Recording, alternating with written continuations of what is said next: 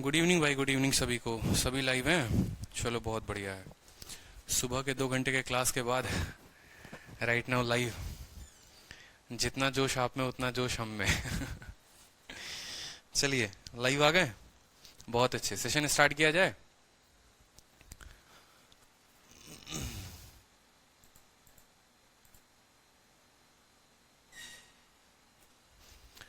देखिए, तो एलिगेशन में हम लोगों ने काफी अच्छे अच्छे टाइप्स कवर कर लिए थे, बहुत प्यारे प्यारे टाइप्स थे। ठीक है, अगर हम बात करेंगे यहाँ पर तो एवरेज स्पीड में चल रहे थे, टाइम स्पीड डिस्टेंस के क्वेश्चंस को हम कर रहे थे।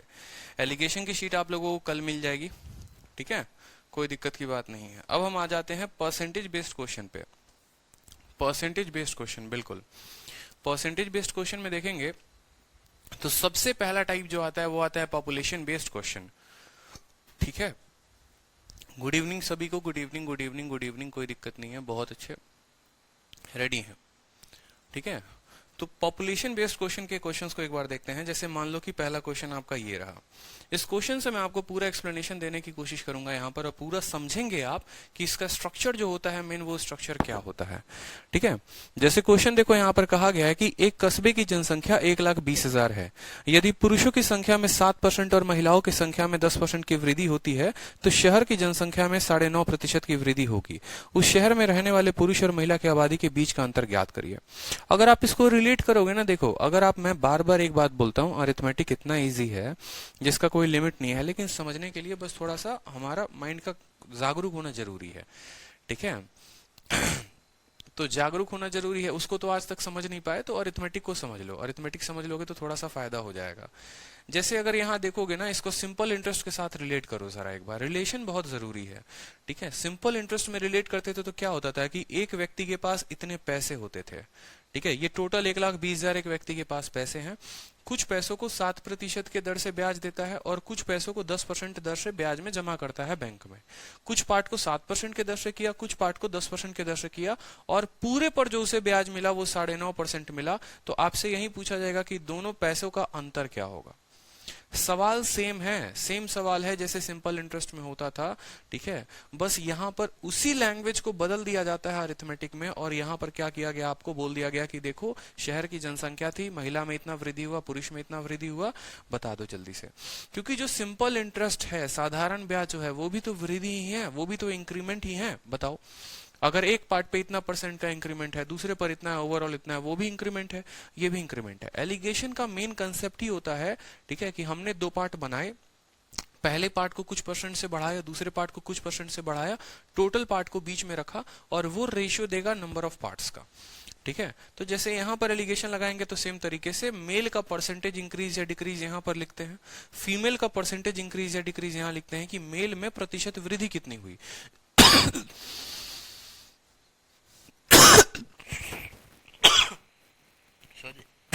सॉरी, यहां पर कभी भी एलिगेशन में हम कोई भी चीज रखते हैं तो उसका हम रेस्पेक्ट लिखते हैं कि ये किसकी तुलना में है। एग्जाम्पल के तौर पर मेल कितना % बढ़ा, तो ये लिखते हैं मेल अपॉन टोटल पॉपुलेशन, या मेल अपने पॉपुलेशन से कितना % का इंक्रीमेंट हुआ। यहाँ फीमेल का पॉपुलेशन का इंक्रीमेंट, यहाँ टोटल पॉपुलेशन का। तो नीचे क्या आएगा, मेल जितना प्रतिशत बढ़ा है कितने, अपने ही पॉपुलेशन से, तो नीचे क्या आएगा, किसके रेस्पेक्ट में है, नंबर ऑफ मेल्स, और यहाँ क्या आएगा, नंबर ऑफ फीमेल्स, इस तरीके से। ठीक है, तो ज्यादा टफ क्वेश्चंस ये नहीं बनते हैं, बहुत ही सरल क्वेश्चन होते हैं, देखते चलेंगे। ठीक है, मेल के जगह पर मेल की वैल्यू रखेंगे कि मेल 7% का इंक्रीमेंट पे है। ठीक है, लिखते चलो यहाँ पर।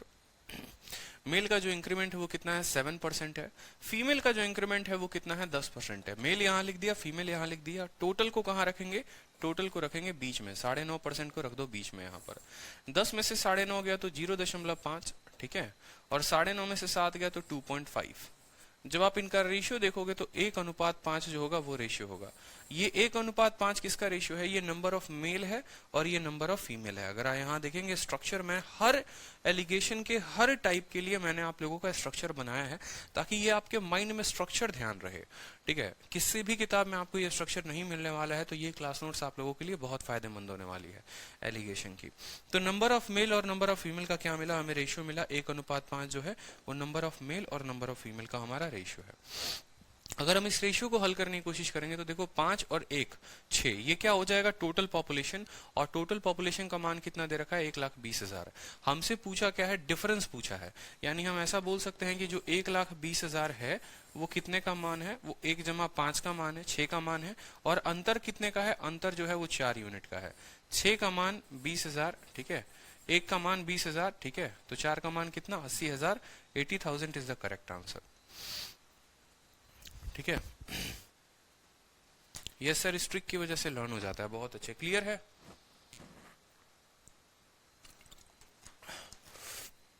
कल के दिन यहाँ नंबर ऑफ मेल पूछेगा तो number of male 20,000, number of female पूछेगा 1,00,000, ठीक है, और दोनों का अंतर कितना 80,000। नेक्स्ट क्वेश्चन देखिए, चलिए नेक्स्ट क्वेश्चन में कहा गया किसी शहर की जनसंख्या 15,000 है, मेल की संख्या को आप 10% कम करते हैं, फीमेल की जनसंख्या को 5% बढ़ाते हैं, तो पॉपुलेशन जो है वो 600 से बढ़ जाता है। सेम सिंपल इंटरेस्ट का क्वेश्चन, ठीक है, जहां पर क्या होता था कि पहली बार क्वेश्चन, जो पहला क्वेश्चन इजी वाला होगा वो क्या बोलेगा, मेल इतना फीमेल इतना और इसका इतना परसेंटेज। जैसे साधारण ब्याज में क्या होगा, इतना प्रतिशत साधारण ब्याज दोनों पर मिला।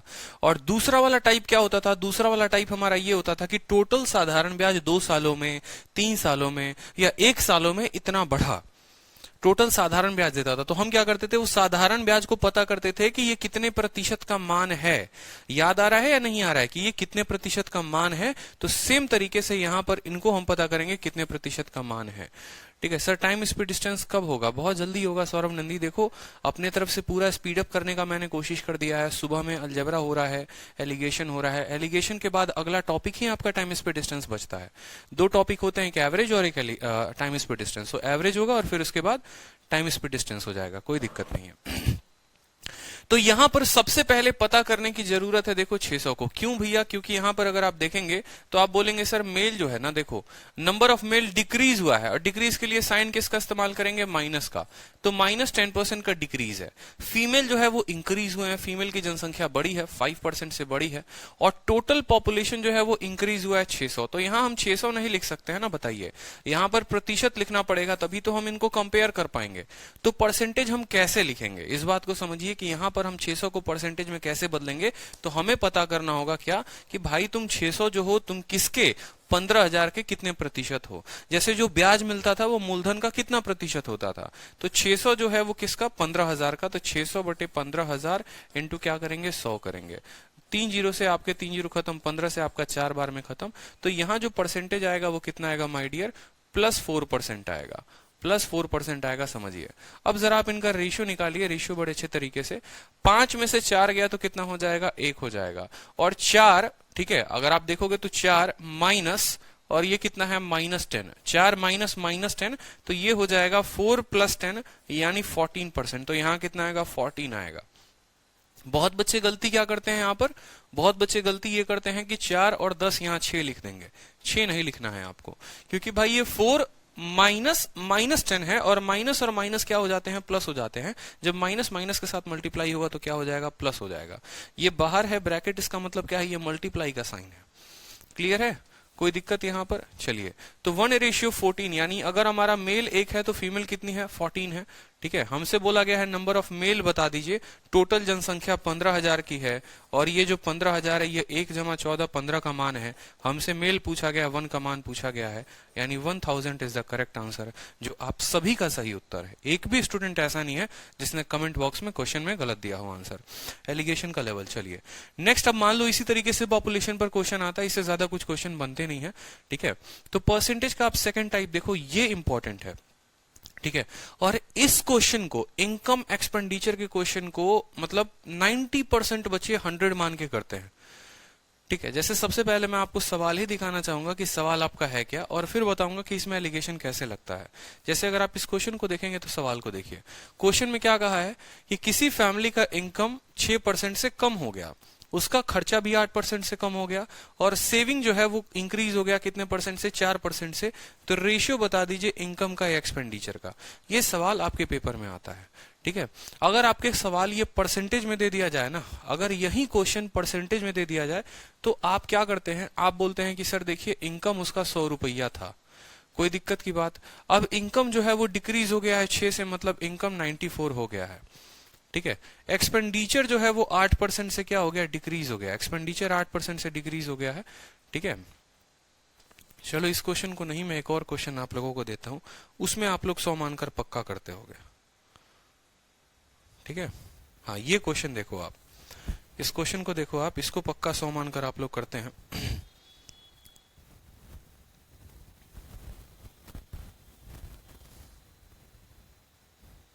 ठीक है, जैसे ये सवाल देखिए आप लोग कि राघव जो है 80% अपने इनकम का खर्च करता है, अगर हम उसके इनकम को 12% से बढ़ा दें और सेविंग को 10% से कम कर दें तो परसेंटेज इंक्रीज इन एक्सपेंडिचर क्या होगा।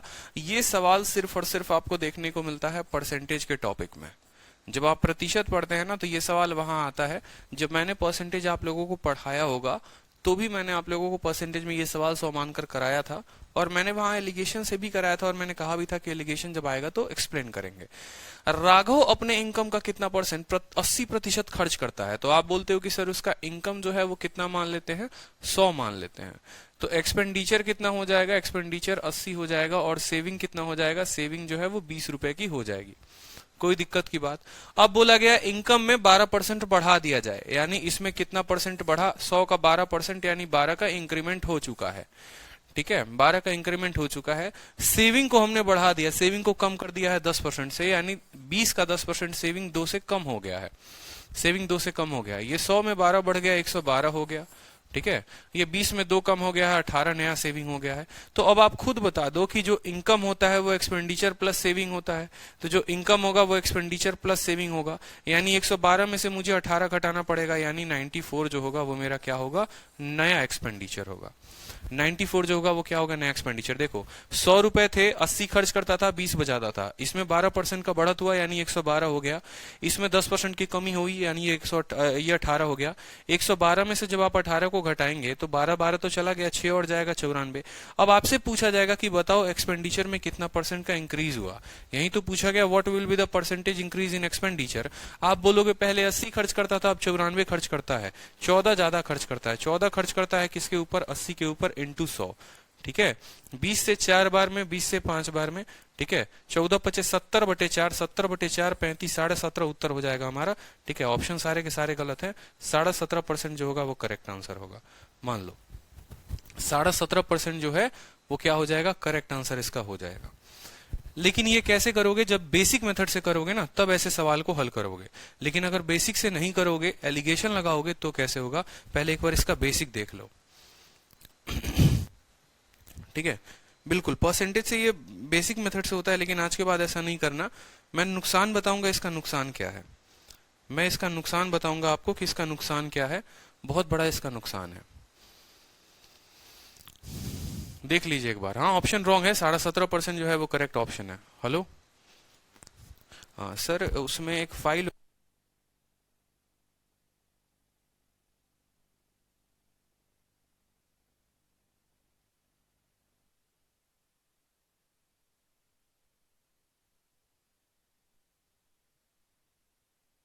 आप लोग 1 मिनट वेट करेंगे, फाइल मंगा रहा हूं मैं। हेलो,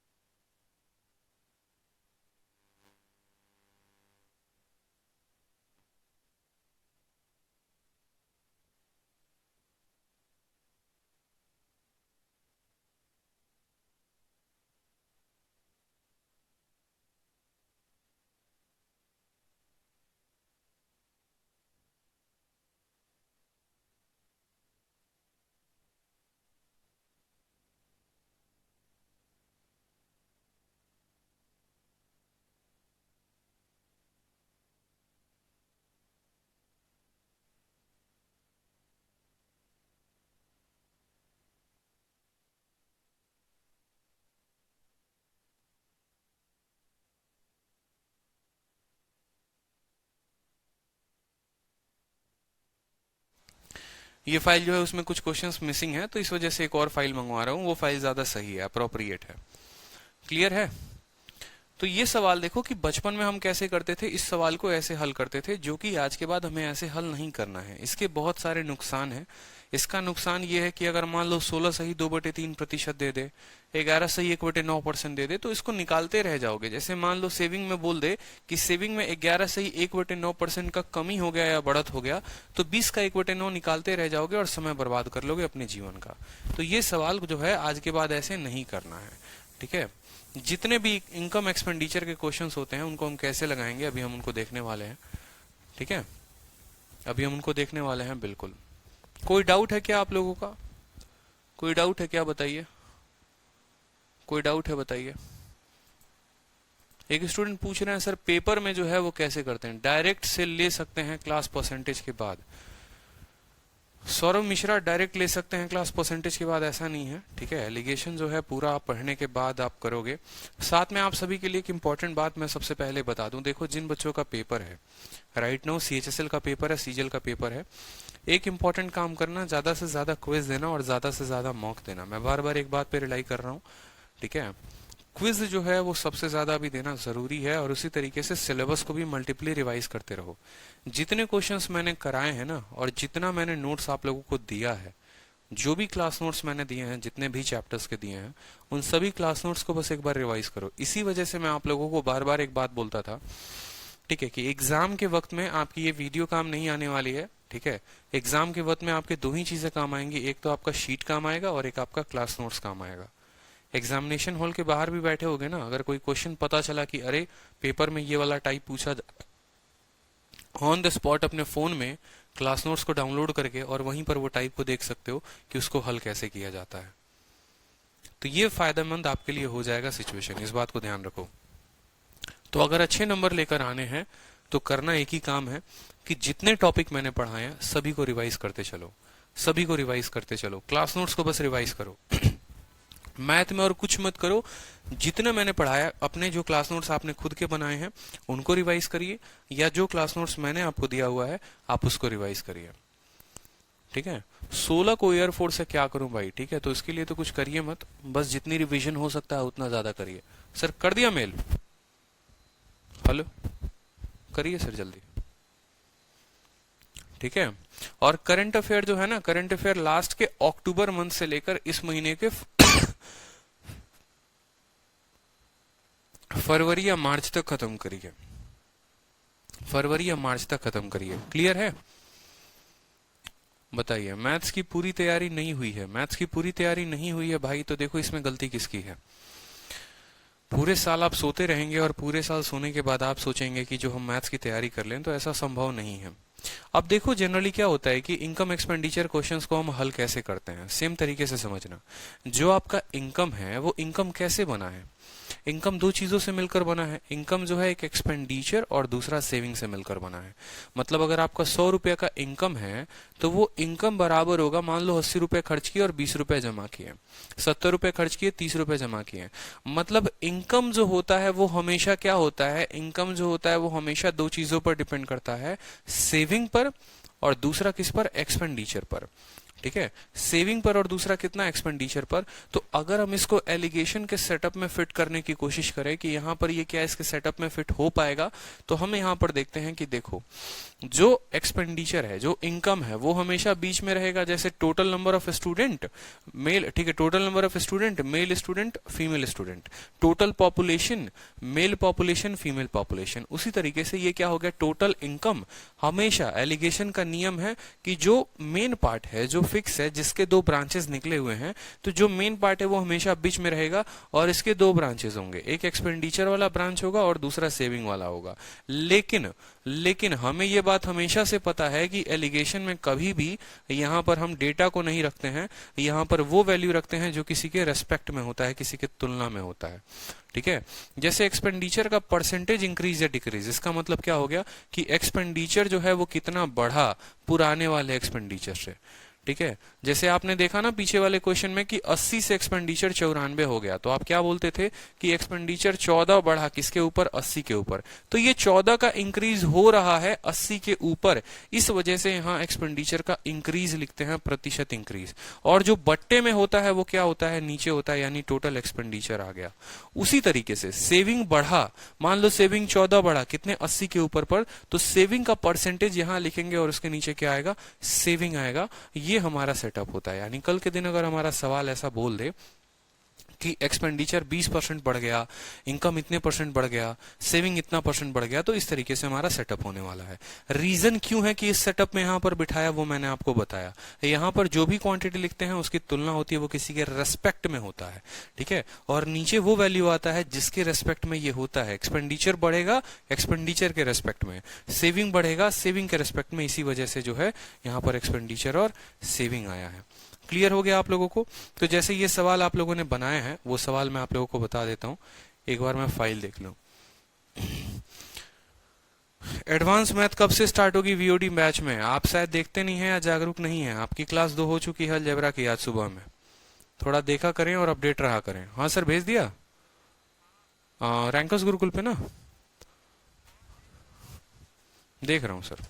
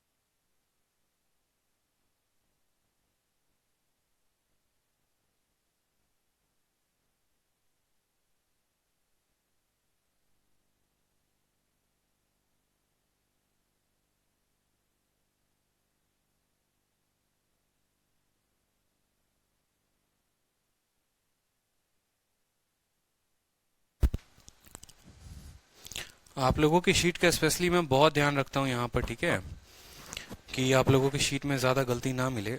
बहुत ज़्यादा मेरा इस चीज़ को लेकर फोकस रहता है, ठीक है, क्योंकि मैं 2 बार 3 बार 4 बार जितना कंटेंट बना हुआ है उन सभी कंटेंट को देखता हूँ कि यहाँ पर कितनी गलतियाँ आई हैं, उनको सुधारना है, कैसे सुधारना है, इस तरीके से करके। तो इस वजह से दोबारा दूसरी फाइल बनवाई थी आप लोगों के लिए वो दूसरी फाइल ये रही, ठीक है, और इसका जो पीएमडी है वो आप लोगों को मिल जाएगा बहुत जल्द। तो पॉपुलेशन बेस्ड क्वेश्चन हम लोगों ने कर लिया, इनकम एक्सपेंडिचर हमारा यहाँ से शुरू हो गया, ठीक है, बहुत शानदार। चलिए तो क्वेश्चन में यहाँ पर देखते हैं, सबसे पहला क्वेश्चन हमारे सामने है। क्वेश्चन में हमसे कहा गया है the income of a family decreases by 6%, ठीक है, and expenditure decreases by 8% and its saving increases by 4%, ratio of income and expenditure to that family. इसका उत्तर बता दीजिए, इसका उत्तर बता दीजिए जल्दी से कि यदि एक परिवार की आय में 6% की कमी हो जाती है, व्यय में 8% की कमी हो जाती है, उसकी बचत में 4% की वृद्धि हो जाती है, उस परिवार की आय और व्यय का अनुपात ज्ञात करिए। मुझे लगता है स्ट्रक्चर आप लोगों को समझ में आ गया है, डेटा कहाँ पर रखना है आपको ये भी अच्छे से पता है। तो अब जो है डेटा रखिए यहाँ पर और बाकी आप उत्तर दीजिए। देखिए आपने कहा सर इनकम जो है वो डिक्रीज हुआ है 6%, इनकम को कहां रखते हैं माय डियर बताइए, इनकम को बीच में रखते हैं, 6% की कमी हो गई। एक्सपेंडिचर डिक्रीज हुआ है 8% से, एक्सपेंडिचर को कहां रखते हैं, यहां पर रखते हैं, एक्सपेंडिचर 8% से डिक्रीज हो गया। सेविंग इंक्रीज हुआ है 4% से, तो सेविंग को कहां पर रखेंगे, यहां पर रखेंगे, ये हमारा सेविंग का हो गया। कोई दिक्कत की बात? अब जो ये रेशियो देगा ये किस चीज का रेशियो देगा आपको पता है, ये एक्सपेंडिचर रेशियो किसका देगा, सेविंग का देगा, ठीक है, एक्सपेंडिचर रेशियो किसका देगा, सेविंग का देगा। अब अगर आप कायदे से देखें तो ये वैल्यू जो हो जाएगी यहाँ पर क्या हो जाएगी, आप बोलोगे सर ये 4 बड़ा है, बड़ा कौन है, 4 बड़ा है, -6 से 4 बड़ा है तो 4 इसको माइनस करेगा, तो 4 माइनस -6 ये रहेगा, ठीक है।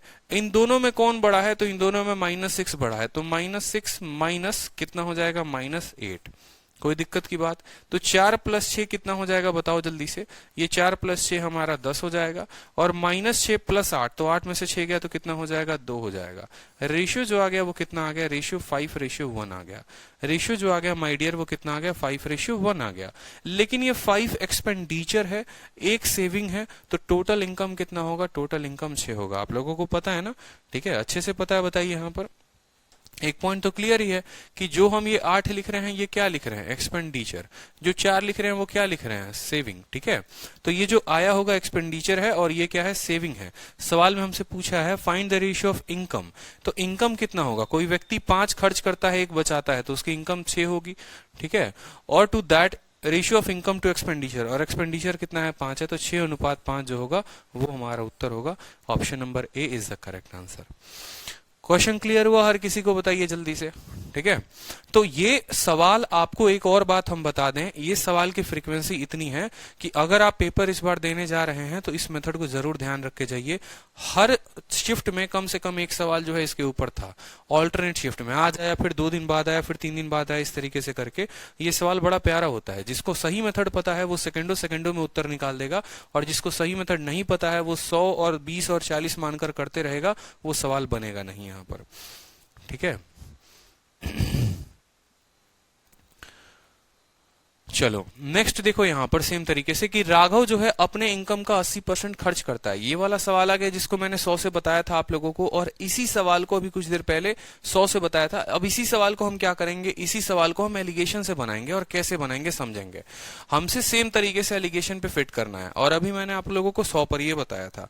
तो अगर आप देखेंगे एलिगेशन पे फिट करिए इसको, तो कैसे बनाएंगे आप, यहाँ पर आपसे कहा गया है कि अब उसका इनकम 12% से बढ़ गया। इनकम कितना बढ़ गया, 12% से, तो इनकम के जगह यहां लिखिए कि ये 12% से बढ़ चुका है, ठीक है। सेविंग डिक्रीज हुआ है, तो सेविंग के जगह पर क्या रखेंगे, यहां पर सेविंग डिक्रीज हुआ है 10% से।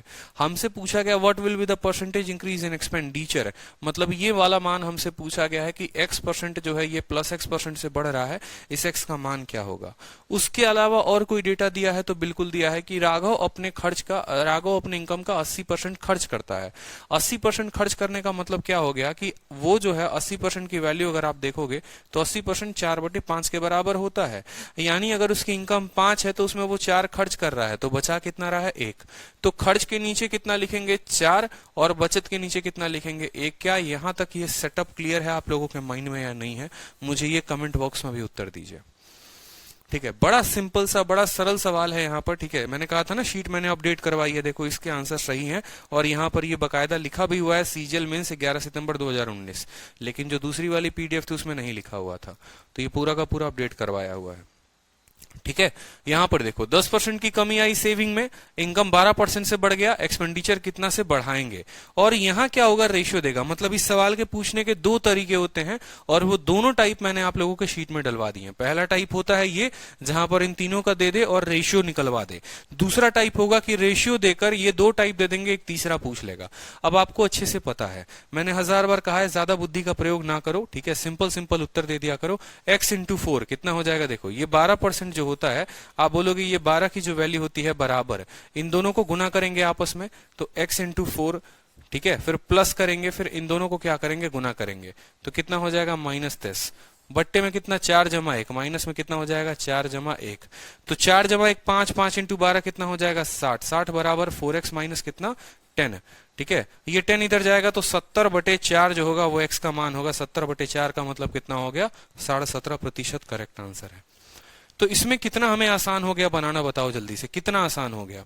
अब यहां पर मैं अगर आपको बोलूं कि इसको माइनस करके देख लो, 12 - -10 22, 22 का मान 4 है, 1 का मान निकालो, माइनस करो, महा बेकार काम मुझे वो लगता है। बहुत बच्चे होते हैं ना, बहुत जगह आपको दिया होगा कि देखो 12 में से माइनस करो 10 को, -10 यानी यहाँ 22 आ जाएगा, 4 का मान 22 है, 1 का मान निकाल लो, फिर घटा लो, ये कंफ्यूज होता है बच्चा। वैसे नहीं ध्यान रखना। पेपर में तो ऐसे भी दिमाग नहीं चलता है, ठीक है। 10 × 4 40 आता ही नहीं, 41 आ जाएगा, 42 आ जाएगा, 40 नहीं आएगा। उस केस में आपको इस तरीके से सॉल्व कर लो, सिंपल। एक्सपेंडिचर के जगह एक्सपेंडिचर, सेविंग के जगह सेविंग, इनकम के जगह इनकम, रेशियो दे दिया और इसको हल कर लिया हम लोगों ने। क्लियर है? बिल्कुल, बहुत शानदार। चलिए नेक्स्ट क्वेश्चन देखिए। नेक्स्ट क्वेश्चन देखिए यहां पर, ठीक है। नेक्स्ट क्वेश्चन देखिए, ठीक है। देखिए यहां पर, income of A is 50% more than B, income of A is increased by इतना and income of B is increased by इतना, ठीक है। ये सवाल हम देखेंगे। चलिए क्वेश्चन देखिए यहां पर, मोनिका जो है वो 72% अपने इनकम का खर्च करती है। अगर हम उसके इनकम को 20% से बढ़ा दें और सेविंग को 15% से कम कर दें तो एक्सपेंडिचर कितना परसेंट से इंक्रीज होगा? प्रीवियस ईयर का क्वेश्चन है, उत्तर बता दीजिए। लाइव क्लासेस की टाइम देखो, विवेक कुमार राउत, जितने भी नए स्टूडेंट हैं वो सारी क्लासेस अपकमिंग सेक्शन में आप देख लिया करिए कि आपकी क्लासेस कितने बजे से होने वाली है। रोज सुबह 7 बजे से 9 बजे तक अलजेब्रा की क्लास चल रही है, एडवांस मैथ चल रहा है, और 3 बजे से जो है अरिथमेटिक चल रहा है आप लोगों का, ठीक है। चलिए आंसर दीजिए।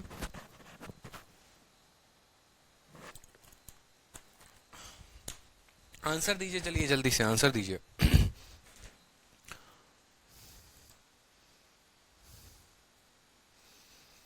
सही आंसर का वेट है आप लोगों का।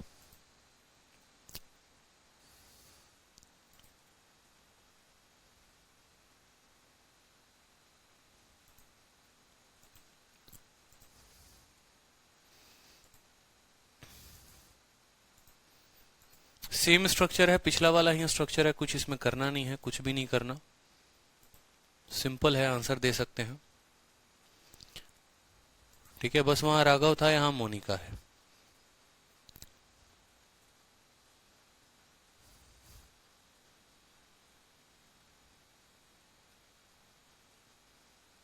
बहुत अच्छे, सभी का आंसर आ चुका है, ठीक है। देखिए मोनिका जो है 72% अपने इनकम का खर्च करती है। इनकम उसका 20% से बढ़ गया तो इनकम को यहां 20% लिख देंगे। सेविंग जो है वो 15% से बढ़ गया, सेविंग को 15% कर देंगे, ठीक है। एक्सपेंडिचर नहीं दिया हुआ, एक्सपेंडिचर को लिख देंगे। मोनिका ने खर्च किया है 72% अपने इनकम का, यानी 72 खर्च किया है तो बचाया कितना होगा? 28, यही तो है। एक्सपेंडिचर और सेविंग का रेशियो क्या है? 72 और 28 का हो जाएगा। 72 खर्च किया, 28 बचाया। अगर आप इसको 4 से काटोगे तो 4 से कितनी बार में कटेगा? 18 बार में। और 4 से काटोगे तो कितनी बार में कटेगा? 7 बार में। यानी ये रेशियो कितना हो गया? 18:7 का हो गया। अब हमें वैल्यू पता करना है, तो हमें पता है ये जो 20% है, ये 20% बराबर हो जाएगा, ये 20% बराबर हो जाएगा 18 into x, 18x plus 15 into 7, 105, ठीक है, बट्टे 18/7 कितना? 25, ठीक है। 18/7 कितना? 25, यहां लिख सकते हैं। जो 20 बराबर है इतने के, 25 इंटू 2 500, 500 में से 105 चला गया, 395 बचा। 395 बटे 18 बराबर किसकी वैल्यू आ जाएगी? x की आ जाएगी। आप इसको कैलकुलेट कर लो। अगर कैलकुलेट करोगे तो 18 इंटू 2 कितना हो जाएगा? 36, फिर 35 हो जाएगा, मतलब 18, 21 पॉइंट समथिंग होगा हमारा, ठीक है। 21.9% is the correct answer, option number C, ठीक है। बड़ा आसान है, यहां पर एक्सपेंडिचर, सेविंग, इनकम, रेशियो लिख दिया और आसानी से हमने इसको हल कर लिया। मेंस का क्वेश्चन था ये भाई, ठीक है। चलिए अब जो क्वेश्चन हम देखते हैं, थोड़ा सा हम एवरेज और मिसलेनियस के क्वेश्चन देखते हैं कि परसेंटेज के कुछ ऐसे क्वेश्चन जो मिसलेनियस हैं। मतलब परसेंटेज का एक टाइप आपने देखा पॉपुलेशन के ऊपर, एक टाइप आपने देखा इनकम एक्सपेंडिचर के ऊपर। अब जो आप तीसरा टाइप देखने जाएंगे, वो तीसरा टाइप आप क्या देखने जाएंगे? तीसरा टाइप आप देखेंगे कि प्रतिशत के मिसलेनियस सवाल, और उनमें हम एलिगेशन कैसे लगा सकते हैं। इनका ना कोई सिर होगा ना कोई पैर होगा, तो ऐसा नहीं कहेंगे कि इनकम यहां लिखेंगे, सेविंग यहां लिखेंगे, टोटल यहां लिखेंगे। इसमें जो है थोड़ी सी बुद्धि का प्रयोग करना पड़ेगा, वो मैं आप लोगों को बताऊंगा, ठीक है। 20.8 होगा, बहुत अच्छे। किसने कहा 20.8 होगा? डिवाइड करना आपको नहीं आता है? डिवाइड करना नहीं आता है? जो आप यहाँ पर डिवाइड भी नहीं कर पा रहे हो, बताओ जल्दी से। 18 का 2 गुना 36 हो गया, यहाँ बच गया 3, 35। मुझे पता है कि 18 का फिर 2 गुना 36 होता है, लेकिन ये 36 से कम है, यानी 21 point something is the correct answer. 20.8 कहां से हो जाएगा? सही से भाग किया करिए, ठीक है। चलिए नेक्स्ट क्वेश्चन देखिए यहाँ पर। अब जैसे ये वाले मिसलेनियस प्रश्न हो गए, ठीक है, ये सवाल जो है आपने प्रतिशत में पढ़ा होगा, लेकिन हम इसको एलिगेशन से भी लगा सकते हैं। सवाल कैसा है कि दो तरह के सिक्के हैं किसी बक्से में, एक बक्सा होगा ऐसा, ठीक है, उसमें क्या होगा, कुछ 25 पैसे के सिक्के होंगे, कुछ 50 पैसे के सिक्के होंगे। जब आप टोटल पैसे बताएंगे किसी को तो बोलेंगे 42 रुपए है, और टोटल सिक्कों की संख्या।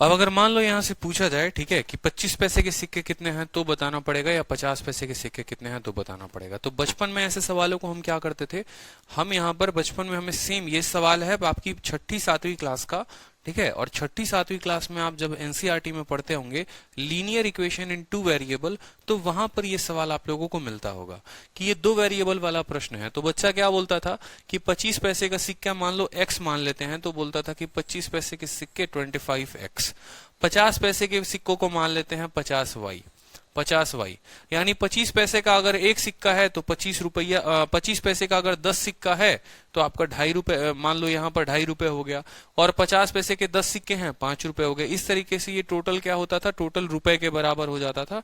किसके बराबर, टोटल जो है ये 42 के बराबर। साथ में आपको ये भी पता है कि दोनों सिक्के का जो जोड़ है वो कितना है, 120 है, यानी x प्लस वाई बराबर कितना हो जाता है, x प्लस वाई बराबर 120 हो जाता है। इसके x सिक्के, इसके y सिक्के, दोनों सिक्कों का जोड़ 120, ठीक है। 25 पैसे के x सिक्के, 50 पैसे के y सिक्के जब इनको गुना करेंगे तो ये 42 रुपए के बराबर आएगा। बचपन में यही कहानी करते थे, अगर कुछ याद होगा तो। अब यहाँ पर क्या करते थे, किसी एक इक्वेशन को बराबर करेंगे, यहाँ 25x है तो इसको भी 25x बना देते थे। कहने का मतलब क्या हो गया, इसको भी 25 के साथ गुना कर दीजिए। तो जब आप इसको 25 के साथ गुना करेंगे तो ये 25x हो जाएगा, ये 25y हो जाएगा। अब घटाओगे तो 25x से 25x खत्म, 50y से 25y खत्म, तो कितना हो जाएगा 25y, ठीक है। फिर 42 में से आप घटाओगे 42 माइनस 120 इंटू 25, और ये कहानी चलते रहेगी, y का वैल्यू निकलेगा। ये बहुत गंदा इस तरीके से बनते जाता है। ये बचपन में हम ऐसा किया करते थे जब हमें एलिगेशन का पता नहीं होता था, बट अब हमें एलिगेशन का पता है, ठीक है। अगर आप प्रतिशत में बात करोगे तो एलिगेशन कहाँ कहाँ लगता है, आप देखो। जैसे आपका एक ये सवाल दे दिया जाएगा, कुछ गेंदे लाल हैं, कुछ गेंदे हरी हैं, टोटल गेंदे इतनी हैं। कुछ 25 पैसे के सिक्के हैं, कुछ 50 पैसे के सिक्के हैं, टोटल सिक्के इतने हैं। कुछ 2 पैर वाले जानवर हैं, कुछ 4 पैर वाले जानवर हैं। अगर हम सिरों को काउंट करें उनके, याद करो पिजन और रैबिट वाला क्वेश्चन, कि अगर हम उनके सिर को काउंट करें तो इतने होंगे, लेग्स को काउंट करेंगे तो इतने होंगे। बता दो पिजन कितना है, रैबिट कितना है। तो ये सारा सवाल जो है वो सारे के सारे बनते हैं एलिगेशन से। कैसे, आपको कहा गया है दो तरह के सिक्के हैं, 25 पैसे का सिक्का है, 50 पैसे का सिक्का है। टोटल पैसा बक्से में देखोगे तो मिलेगा 142 42 मिलेगा, ठीक है। और क्वाइन की बात करेंगे तो टोटल क्वाइन जो होगा वो 120 होगा। हमसे नंबर ऑफ 25 पैसा पूछा गया है। तो आप जो है इसमें एलिगेशन लगाओ, कोई दिक्कत की बात नहीं। टोटल पैसा बोला गया ना, टोटल मनी, तो ये समझ लो कि बीच में किसको रखना है, तो बीच में रखना है टोटल मनी को। तो आप बोलोगे यहां पर टोटल मनी को रखेंगे, यहां पर हम रखेंगे टोटल मनी को। तो मनी का कंपैरिजन जो होगा वो मनी के साथ ही होगा, और मनी का कंपैरिजन मनी के साथ होगा। तो ये रेशियो किसका देगा, ये आपको कॉइन्स का रेशियो देगा। ये आपको कॉइन्स का रेशियो देगा कि एक्चुअल में जो सिक्के हैं वो कितने हैं। मेरी बात को समझिए बड़े ध्यान से, मनी का कंपैरिजन मनी के साथ करना है, ये टोटल पैसा है, ठीक है। अब एक पल के लिए मान लीजिए कि आपके पास जो ये 120 सिक्के हैं, ये 120 के 120 मान लो, ये पूरे के पूरे जितने भी सिक्के हैं वो सारे के सारे 25 पैसे के हैं, वो सारे के सारे 25 पैसे के हैं। तो इनका रुपए में मान कितना होगा, तो 25 इंटू 120 बटे कितना कर देंगे, 100, ठीक है। 100 से क्यों भाग करेंगे, ताकि ये रुपए में कन्वर्ट हो जाए, ठीक है। तो 25 से आपने 4 से भाग किया, 4 से आपने 30 ने, कहने का मतलब है कि अगर ये 120 सिक्के 25 पैसे के हैं तो ये कितने रुपए बनाएंगे, आप बोलोगे सर ये 30 रुपए बनाएंगे। कितने रुपए बनाएंगे, 30। 25 पैसे की 120 सिक्के, तो ये बनाएगा आपको, और 100 से भाग कर दोगे, रुपए में कन्वर्ट हो जाएगा। कितने रुपए बनाएंगे, 30 रुपए। उसी तरीके से ये 50 पैसे के 120 सिक्के, ठीक है, तो 60 रुपए तो ये ऐसे ही हो गए। 50 इंटू 120 बटे 100 आप काट के देख लो, ठीक है। 50 से 2 बार में, 2 से आपका 60 बार में, ठीक है। ये ऐसे भी पता होना चाहिए कि यार हर 4 सिक्का मिलके 120 बनाता है, 120 को 4 से भाग कर दो तो 30 रुपए निकल जाएगा।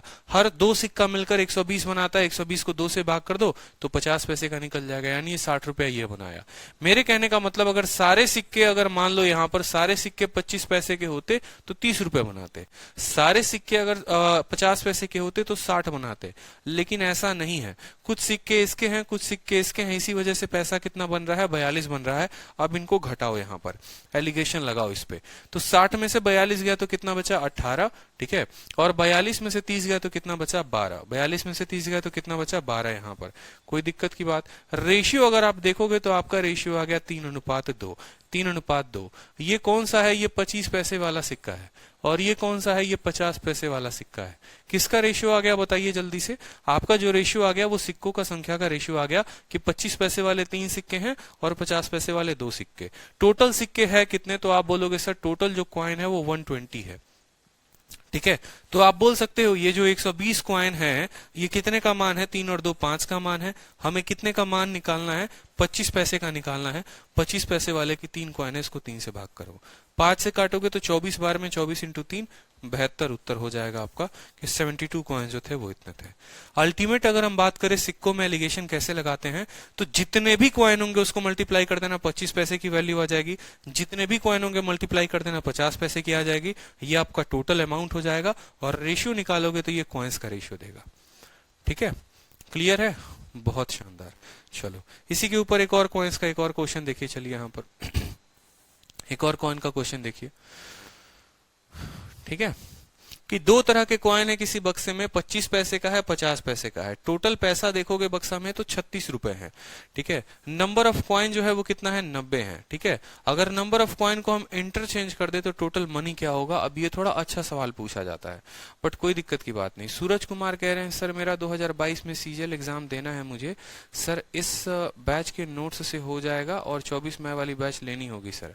सूरज कुमार 100 इस बैच से हो जाएगा, आपको अलग से बैच लेने की जरूरत नहीं है, कंप्लीट है, कोई दिक्कत की बात नहीं है। आप आराम से पढ़ते चलिए, जितना हमने पढ़ाया है बेसिक से पढ़ते चलिए, ठीक है, आराम से कंप्लीट होगा, कोई दिक्कत की जरूरत नहीं है, ठीक है। कोई परेशानी की बात नहीं है, आराम से कंप्लीट हो जाएगा, ठीक है। दोनों बैचेस सेम है, कोई दिक्कत नहीं है, कोई परेशानी नहीं है, दोनों नेट सेम है, ठीक है। चलो हर्षिता राजपूत, अगर क्लासेस को नोटिफिकेशन नहीं मिलते हैं तो आपको एक एप्लीकेशन दिया गया है आरजीत विक्रमजीत नाम का, और वहां पर अपकमिंग क्लासेस आपको पता है। आप अपकमिंग क्लासेस देख लिया करिए कि आपकी अगली क्लास कितने बजे होने वाली है, तो आप वहां से भी देख सकते हैं। इतना आलसी मत बनिए कि जब नोटिफिकेशन आएगा तभी हम जाएंगे वीडियो देखने। अपकमिंग क्लासेस से जागरूक रहिए अभी पेपर के टाइम पे कम से कम। अब टोटल सिक्के जो है वो कितने हैं, टोटल कॉइन जो है वो 90 हैं, ठीक है। अगर 90 कॉइन है 25 पैसों के, अगर 90 कॉइन है 25 पैसों के, तो 90 को 4 से भाग कर दो। क्यों, हर 25 पैसे का 4 सिक्का मिलकर 1 रुपया बनाता है। मेरी बात को समझना, 4 सिक्का मिलकर 1 रुपया बनाता है, तो 90 सिक्का मिलकर कितना बनाएगा, तो 90 को क्या करना, 90 को 4 से भाग कर देना। 90 को 4 से भाग करोगे 45/2 कितना आ जाएगा, 22.5 आ जाएगा, ठीक है। कोई दिक्कत की बात यहाँ पर। अब ये 90 के 90 सिक्के जो हैं, अगर मान लो 50 पैसे के होते हैं तो ये रुपया कितना बनाते, तो 90 का आधा यानी 45 रुपए यहाँ पर ये बनाते। कोई दिक्कत की बात। लेकिन टोटल रुपया जो बना है वो कितना बना है, 36 बना है, तो टोटल रुपए को यहाँ पर लिख देंगे हम 36। अब हम रेशियो देखते हैं, तो 36 और 9 ये 45 हो गया, यहाँ पर 9 आ गया, कोई दिक्कत की बात यहाँ पर, ठीक है। यहाँ पर देखोगे तो ये 13.5 है, 22 में 13.5 जोड़ दो तो 36 आ जाएगा। रेशियो हमें मिल गया है। अगर यहाँ डेसिमल है तो इसको 90 बना दो और इसको बना दो 135, कोई दिक्कत की बात यहाँ पर, ठीक है। 45 का 2 गुना है और ये 45 का 3 गुना है। जो रेशियो आ गया माय डियर वो कितना आ गया, 2:3 आ गया। जो रेशियो आ गया वो कितना आ गया, 2:3 आ गया। कोई दिक्कत की बात कि भाई 25 पैसे के 2 सिक्के हैं, 50 पैसे के 3 सिक्के हैं। सवाल में हमसे कहा गया है कि अगर हम सिक्के की संख्या को बदल दें तो हमसे टोटल मनी जो पूछा गया है वो क्या होगा, तो आप बोलेंगे उस केस में जो टोटल मनी होगा बराबर 25 पैसे के 25 पैसे के, ठीक है। अब यहां पर सिक्के देख लो एक बार, ये सिक्के हैं कितने, ठीक है। 2 सिक्के इसके, 3 सिक्के इसके, 5, यही 5 किसके बराबर है, यही 5 90 के बराबर है। तो 5 अगर 90 के बराबर तो 1 18 के बराबर, यानी यहाँ पर टोटल 36 सिक्के हैं और इसके टोटल 54 सिक्के हैं। यहाँ पर किसी को कोई दिक्कत है, कोई कष्ट है बताओ, कि यही 5 यूनिट 90 के बराबर, प्रत्येक यूनिट 18 के बराबर, 2 यूनिट 36 के बराबर, 3 यूनिट 54 के बराबर। सवाल में हमसे कहा गया है कि भैया आपको टोटल मनी बताना है, कब, जब हम सिक्के की संख्या को बदल देंगे। यानी अब 25 पैसे वाले सिक्के जो है वो 36 नहीं 54 होंगे, तो 25 इंटू 54 बटे क्या कर दो, 100 कर दो यहाँ पर, कोई दिक्कत की बात। प्लस 50 पैसे के सिक्के अब 36 होंगे, तो 50 इंटू 36 बटे कितना हो जाएगा, 100। क्यों 100 से भाग कर रहे हैं, ये भी पैसा में आएगा, ये भी पैसा में आएगा, रुपए में भाग करने के लिए क्या कर रहे हैं, हाँ बिल्कुल ये क्लास लाइव है, ठीक है। हमने इसको भाग कर दिया, 25 से आप काटो तो 4 बार में कटेगा, 4 से काटोगे 54, 27, 27 का आधा कितना हो जाएगा बताओ जल्दी से, 13.5। तो 13.5 रुपए यहां से मिल गए और यहाँ 36 का आधा 18 मिल गया, 18 10 28, 28 3 31, 31.5 रुपए आपके हो गए। 31.5 इज द करेक्ट आंसर, ठीक है। सिंपल क्वेश्चन था। अगर सारे पैसे 25 पैसे के होंगे तो 22.5 रुपए बनाएंगे, सारे सिक्के 50 पैसे के होंगे 45 बनाएंगे, टोटल पैसा 36 बना है, सिक्कों का अनुपात 2:3 आ गया। यही 5 सिक्के, यही 5 यूनिट मिलकर 90 बनाते हैं, प्रत्येक यूनिट 18 बनाता है, यानी 25 पैसे के 36 सिक्के हैं, 50 पैसे के 54 सिक्के हैं। अब हमसे कहा कि जो अब हमसे कहा, ठीक है, अब हमसे कहा क्या है, हमसे कहा कि हम सिक्के की संख्या को बदल दें। यानी पहले क्या होता था कि 25 पैसे के हमारे पास 36 सिक्के होते थे, ठीक है, तो ये अलग ही रुपया पैसा बनाता था, ठीक है। और 50 पैसे के कितने सिक्के होते थे, 54 होते थे, ये अलग ही रुपया बनाता था। दोनों को जोड़ देते थे तो 36 रुपए के बराबर आते थे। लेकिन अब कहानी क्या है, अब कहा है नहीं, 25 पैसे के आपको 54 सिक्के लेने हैं, तो 25 पैसे के 54 सिक्का लिया आपने, ठीक है। 36 पैसे के कितने सिक्के लेने हैं, 50 पैसे के 36 सिक्के लेने हैं, तो 50 पैसे के 36 सिक्के लिए आपने, ठीक है। और रुपए में कन्वर्ट करने के लिए आपने क्या किया, दोनों को 100 से भाग कर दिया। 13.5 रुपए इससे मिले, 18 रुपए इससे मिले, टोटल 31.5 रुपए मिले। क्लियर हुआ, बताइए। यहां तक तो क्लियर ही है, सिक्के की संख्या कैसे निकालते हैं ये तो क्लियर ही है। बस अब क्या करना, पैसे बदल कर लिख देना है, ठीक है। बताइए जल्दी से, सभी को क्लियर है, ठीक है। नेक्स्ट क्वेश्चन देखिए, चलिए नेक्स्ट क्वेश्चन, ठीक है। नेक्स्ट क्वेश्चन देखिए, थोड़ा अच्छा सवाल है, मिसलेनियस का परसेंटेज का। This is a good question. इस क्वेश्चन को करने के पहले आप जो है ये क्वेश्चन कर लीजिए तो ज्यादा सही रहेगा। ये सवाल करिए, एक कंपनी में अंडर ग्रेजुएट और ग्रेजुएट दोनों तरह के एम्प्लॉय हैं, ठीक है। मतलब कोई ग्रेजुएशन कर चुका है और किसी ने ग्रेजुएशन नहीं किया हुआ है, ठीक है। दोनों तरह के एम्प्लॉय हैं। जो एवरेज सैलरी है हर ग्रेजुएट एम्प्लॉय का, उसको 16,550 रुपए दिया जाता है, और जो अंडर ग्रेजुएट एम्प्लॉय है उसको 11,950 दिया जाता है। टोटल सैलरी अगर हम बात करें औसतन, जैसे मेरे कंपनी हो गई, मेरे कंपनी में 2 तरह के वर्कर हैं, एक औसत कमाने वाले ग्रेजुएट वर्कर हैं और एक अनग्रेजुएट वर्कर है, मान लो अंडर ग्रेजुएट है, दोनों कमाने वाले हैं। मैंने कहा मान लो कुछ लोग हैं जो इतना कमाते हैं, कुछ लोग जो है इतना कमाते हैं, और हम जब टोटल देखेंगे कि कंपनी में औसतन जो है वो कितना गया, तो वो जो है यहाँ पर इतना रुपया गया हुआ है, ठीक है।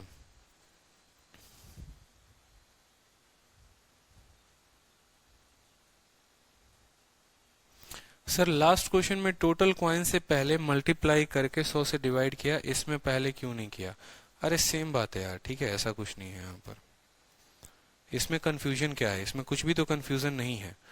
या तो आप देखो इसमें ये कर सकते हो, अगर आप ऐसा नहीं करना चाहते, आप 54 जो है मान लो 54 सिक्के हैं तो 54/4 कर दो आप लोग, ठीक है, 100 से भाग करने की जरूरत ही नहीं पड़ेगी। और यहाँ पर इसके 36 सिक्के हैं तो 36/2 कर दो यहाँ पर, ठीक है, तो भी उत्तर सेम ही आएगा, तो भी उत्तर सेम आएगा।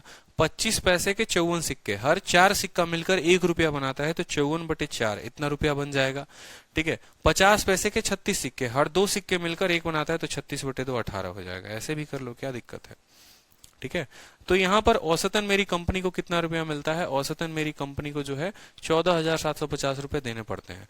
हमसे कहा गया है टोटल मेरी कंपनी में 575 वर्कर हैं, तो हमसे बोला गया है बताओ ग्रेजुएट कितने होंगे और अंडर ग्रेजुएट कितने होंगे। इस तरीके से हमसे क्वेश्चन पूछा जाएगा कि नंबर ऑफ ग्रेजुएट कितने हैं और नंबर ऑफ अंडर ग्रेजुएट कितने होंगे। सेम तरीके से जब भी दो लोग मिलकर हमारा एक पर्टिकुलर भाग बनाएंगे तो हम क्या करेंगे, हम वहां पर एलिगेशन लगाएंगे। मेरी बात को समझ रहे हैं, ठीक है। जब भी 2 यूनिट मिलकर बनाएगा तो हम वहां क्या लगाएंगे, एलिगेशन। जैसे मान लो मेरे कंपनी में 2 तरह के लोग हो गए, कुछ ग्रेजुएट हो गए, कुछ अंडर ग्रेजुएट हो गए, सबकी कमाई है, कोई दिक्कत की बात नहीं है। एलिगेशन कैसे लगेगा, एलिगेशन हर जगह वहां पर कुछ 25 पैसे, कुछ 50 पैसे, टोटल पैसे इस तरीके से। तो कंपनी में आप बोलोगे average salary of each graduate employ, हर ग्रेजुएट व्यक्ति कितना कमा रहा है, 16,550 कमा रहा है। ये कौन है भैया, ये ग्रेजुएट लोग कमा रहे हैं, कोई दिक्कत की बात, यहाँ पर ये ग्रेजुएट लोगों की कमाई है, प्रत्येक लोग इतना कमा रहे हैं, ठीक है। जो अंडर ग्रेजुएट है, जो यूजी है, वो कितना कमा रहा है, जो अंडर ग्रेजुएट पर्सन है वो कितना कमा रहा है, 11,950 कमा रहा है, ठीक है, इतना रुपए कमा रहा है ऑन एन एवरेज, एवरेज है, ठीक है। क्यों एलिगेशन पर बिठाएंगे, क्योंकि भैया ये औसत है और हमेशा औसत को कंपेयर करते हैं, ठीक है। एवरेज का मतलब क्या होता है, एवरेज का मतलब होता है total sum upon number of worker, ठीक है। एलिगेशन में हम हमेशा उसको फिट करते हैं, एलिगेशन में हमेशा उसको फिट करते हैं जो किसी के तुलना में होता है, ठीक है। यहां पर अगर आप इन रुपए को देखोगे तो आप रुपए का कंपैरिजन नहीं कर रहे हो, आप एक औसत का एक औसत के साथ कंपैरिजन कर रहे हो। इस वजह से इसके दोनों ऊपर वाले पोर्शंस पर क्या रहेगा, औसत को लिखा जाएगा, और जो बीच वाला कमा रहा है वो कितना, 14,750। तो एलिगेशन का स्ट्रक्चर ही ऐसा होता है कि यहां पर यहां पर यहां पर उन क्वांटिटीज को लिखते हैं जो किसी के तुलना में होते हैं, और ये एवरेज कमाई है। एवरेज का मतलब टोटल सम अपॉन नंबर, ठीक है। और एलिगेशन के जो बॉटम में आता है, नीचे आता है, वो कौन सी वैल्यू होती है, वो वैल्यू होती है जिससे तुलना की जाती है। आप तुलना किससे कर रहे हैं, आप टोटल नंबर ऑफ वर्कर से कर रहे हैं। यानी कल के दिन अगर आप इसमें एलिगेशन लगाएंगे कि भैया ग्रेजुएट इतना कमाया, अंडर ग्रेजुएट इतना कमाया, टोटल इतना कमाया, तो जो आपको नीचे जो रेशियो मिलेगा वो इनके नंबर का मिलेगा कि भैया ग्रेजुएट वाले कितने इंप्लॉय हैं और अंडर ग्रेजुएट वाले कितने हैं, ठीक है। तो 14,750 में से 11,950 को घटाइए, 0 हो गया, 5 से 0 हो गया, 17 से 9 गया, 8 हो गया आपका, ठीक है, 3 से 1 गया, 2 हो गया, 2800 हो गया, कोई दिक्कत की बात यहाँ पर। 16,550 में से 14,550 को घटाइए, 0 से 0 चला गया, 5 से 5 चला गया आपका, 15 से 7 गया तो 8 हो गया यहाँ पर, ठीक है, और 5 से 4 1800 हो गया, ठीक है। इस बात को समझिए, यानी ये जो रेशियो आया है आपके पास, ये रेशियो किसका है, नंबर का रेशियो है। क्यों, क्योंकि ये एवरेज सैलरी है। एवरेज सैलरी का मतलब होता है सम अपॉन नंबर, सम अपॉन क्या होता है, नंबर। 2 जीरो से बड़े प्यार से 2 जीरो खत्म, 2 से काटोगे तो ये 14 रेशियो कितना हो जाएगा, 14 रेशियो 9 हो जाएगा, 14 रेशियो कितना हो जाएगा, 9 हो जाएगा। कोई दिक्कत की बात यहाँ पर, ठीक है। यानी आप बोलोगे कि ग्रेजुएट वाले लोग 14 यूनिट हैं तो अनग्रेजुएट वाले लोग जो है वो 19 यूनिट हैं, कोई दिक्कत की बात। जो टोटल नंबर ऑफ ग्रेजुएट हैं सवाल में दिया गया है वो कितना दिया गया है, टोटल वर्कर जो है वो 575 है। यानी आप बोलोगे सर जो ये 575 लोग हैं ये कितने का मान है, ये 14 और 9 23 का मान है। ये कितने का मान है, 23 का मान है। और हमसे पूछा क्या गया है, ग्रेजुएट लोगों की संख्या पूछी है। ग्रेजुएट लोगों की संख्या कितनी होती है, 14 का मान हमसे पूछा गया। 23 से काटोगे तो 2 बार में 46 हो जाएगा और 11 बचेगा, 5 बार में काटोगे 115। 14 25 25 चौके 100 का 0, 10 हाथ में, 25 से कम 25 10 35, 350 will be the correct answer. ये हमारा उत्तर हो जाएगा, ठीक है। सोनम कुमारी का 322 आ रहा था, पता नहीं 322 कैसे आ रहा था। सिंपल सा सवाल है, ग्रेजुएट लोग जो कमाएंगे वो यहाँ लिख दो, अनग्रेजुएट जो कमाएंगे वो यहाँ लिख दो, टोटल लोग जितना कमाएंगे यहाँ लिख दो। एलिगेशन लगाओगे तो रेशियो मिलेगा ग्रेजुएट लोगों का और अनग्रेजुएट लोगों का। ये दोनों मिलकर कितने ये लोगों के बराबर है, यही यूनिट मिलकर 575 के बराबर है। यानी 575 23 का मान है। कितने का मान निकालना है, कितने का मान निकालना है, तो ग्रेजुएट का निकालना है, यानी 14 का मान निकालना है, तो 14 से गुना करेंगे। क्या ये सवाल क्लियर है? कमेंट बॉक्स में एक बार बताइए क्या ये क्वेश्चन आप लोगों को क्लियर है। ठीक है, 350 ही आएगा बिल्कुल। क्या ये सवाल क्लियर है आप लोगों को? ठीक है, ऑल क्लियर बताइए।